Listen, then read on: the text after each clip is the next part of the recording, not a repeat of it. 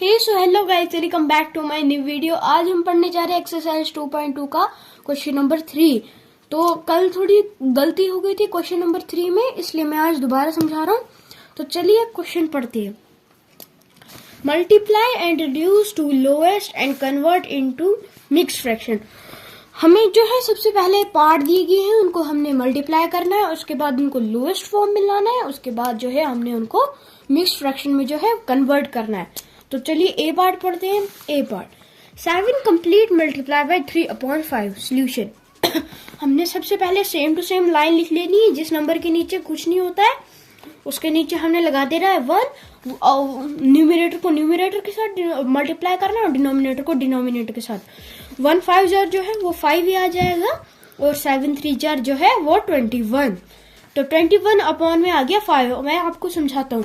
यहाँ पे मैंने थोड़ा शॉर्ट कर दिया है, वो 1 वगैरह नहीं लिखा मैंने, क्योंकि जो है आपको तो पता ही है, हमने पिछले उसमें यूनिट में भी पढ़ा था कि जिस नंबर के नीचे कुछ नहीं होता है वहां पे हम 1 लगा लेते हैं।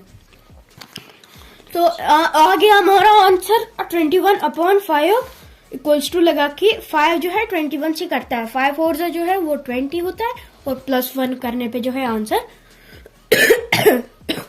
21 आ जाएगा।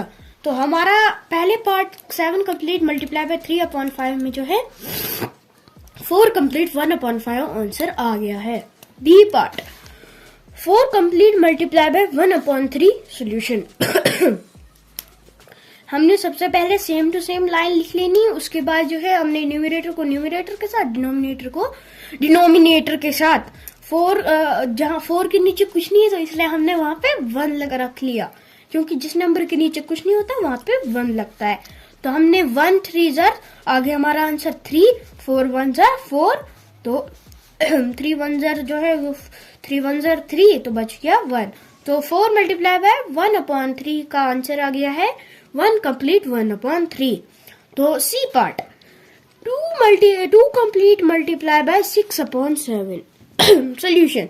हमने लिख लेनी सबसे पहले सेम टू सेम लाइन, उसके बाद लिखना है न्यूमरेटर को न्यूमरेटर के साथ, नीचे 1 रख लिया। 1 को 7 के साथ करने पे आ गया हमारा आंसर 7। 2 6 हो गया 12, आ गया 12/7। तो अब इनको जो है हमने मिक्स फ्रैक्शन में जो है कन्वर्ट करना है। मिक्स फ्रैक्शन के लिए 7 2 जार अगर लेंगे तो वो 12 से बड़ा होगा, इसलिए हमने 7 1 जार ले लिया।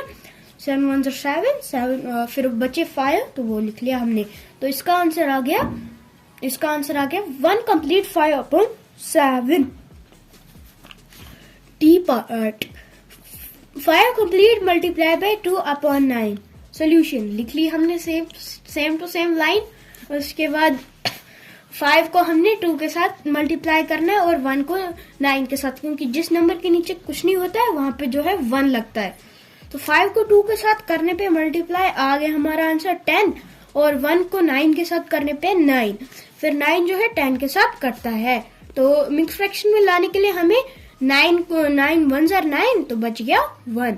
तो इसी के साथ हमारा डी पार्ट का आंसर जो है 1 complete 1/9। E part 2/3 multiply by 4 complete solution. इसमें जो है कंप्लीट वाला नंबर जो है वो बाद में आया है। इसमें सबसे पहले हमें डिनोमिनेटर और न्यूमरेटर वाले नंबर दिए हैं, क्योंकि जैसे इस पहले वाले में था कि सबसे पहले 5 कंप्लीट 2/9 आता था, मगर इस वाले में ऐसा नहीं, इसमें 2/3 मल्टीप्लाई बाय 4 कंप्लीट सोल्यूशन। हमने सबसे पहले ये सेम टू सेम लाइन लिख दी, उसके बाद हमने यही वाला तरीका अपनाना है कि जिसके नीचे कुछ नहीं वहां पे 1, तो 2 को हम 4 के साथ मल्टीप्लाई करेंगे और 3 को हम 1 के साथ। इक्वल्स टू 4 2 जार होता है 8 और अपॉन में बच गया 3। उसके बाद जो है हम जो है 3 जो है कटता है 8 से, मतलब कि 3 को हम 3 और अपॉन 8 को हम मिक्स फ्रैक्शन में जो है वो ला सकते हैं। तो सबसे पहले हमें जो है 3 को 2 के साथ मल्टीप्लाई करना पड़ेगा। 3 2 जार 6 होता है और बच गया लास्ट में 2। तो इसी के साथ ई पार्ट का आंसर आता है equals to 2 complete 2/3। F part 5/2 multiply by 6 complete, sorry guys, equals to 5/2 multiply by 6 complete equals to हमने सबसे पहले लिख लेना न्यूमरेटर को न्यूमरेटर के साथ, डिनोमिनेटर को डिनोमिनेटर के साथ। 5 इंटू 6 अपॉन में 2।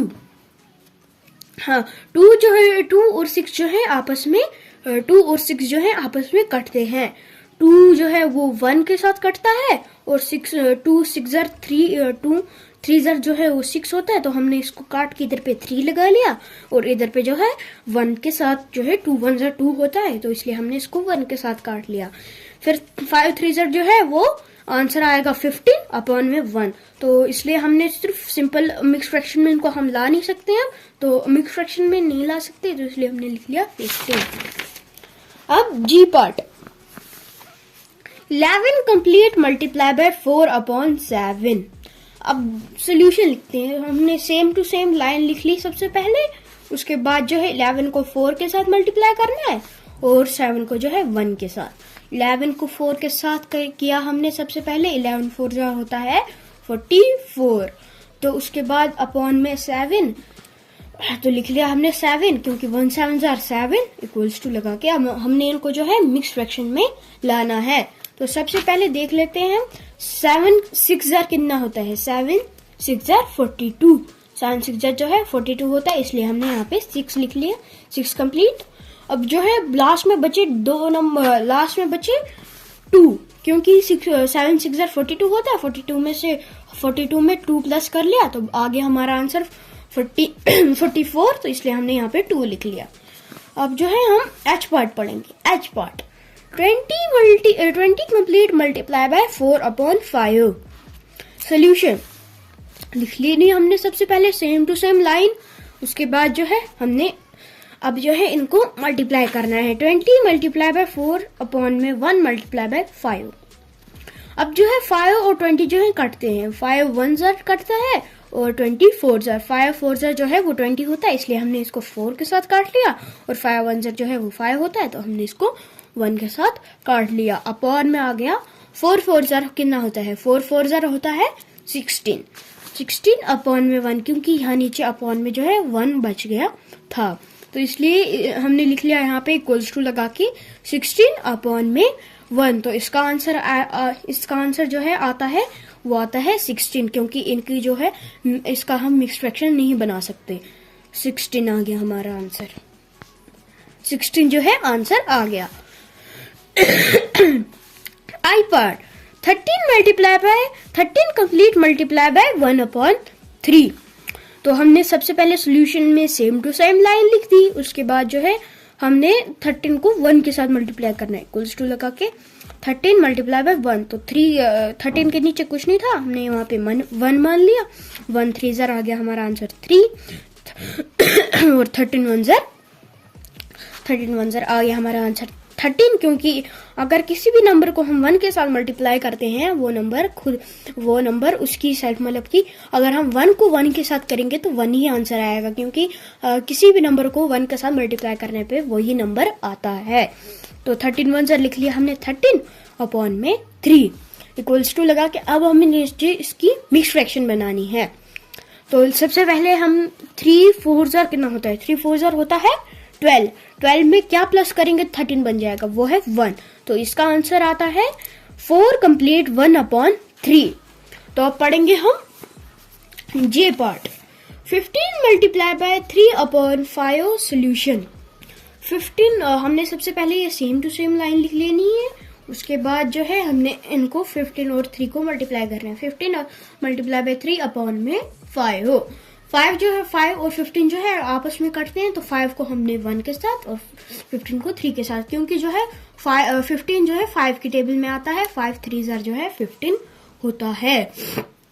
तो लिख लिया हमने 5 3 जार 15 इसको 15 को काट लिया हमने 3 के साथ, तो 5 को 1 के साथ 1 जार, तो 15 3 जार इक्वल्स टू लगा के 3 मल्टीप्लाई बाय, क्योंकि यहाँ पे 3 बच गए थे, अब 3 मल्टीप्लाई बाय 3 अपॉन में 1, तो इक्वल्स टू लगा के 3 3 जार होता है 9, तो नीचे बचा 1, तो इनके हम मिक्स फ्रैक्शन नहीं बना सकते, इक्वल्स टू लगा के लिख लिया हमने 9।